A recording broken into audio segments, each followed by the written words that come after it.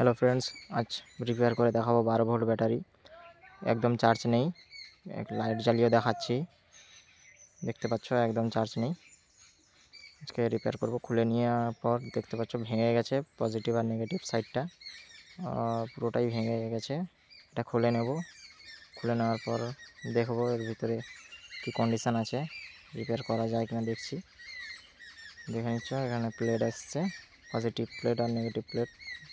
Positive প্লেটগুলো ছাড়িয়ে নেব একটু। নেগেটিভ প্লেটটা ঠিক আছে, পজিটিভ প্লেটটা ভেঙে গেছে। পরে এগুলো দেখে নিই একটু ঠিকঠাক আছে। প্লেটগুলো একটু ভেঙে গেছে, ঠিক আছে। এই প্লেটটা দেখি কেমন কী অবস্থা।